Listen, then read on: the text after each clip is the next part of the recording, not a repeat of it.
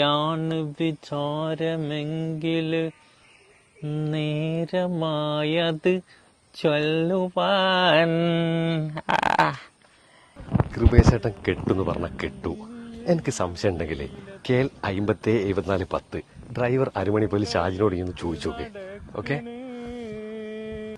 അച്ഛനെ ചായക്കാട്ടം കൃപേശത്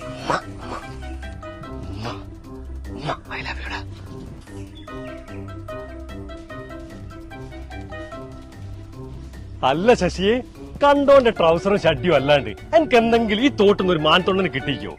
എനിക്കൊന്ന് മേലെളകി പണിക്ക് പോയിക്കൂടോ. കിട്ടീനോന്നോ?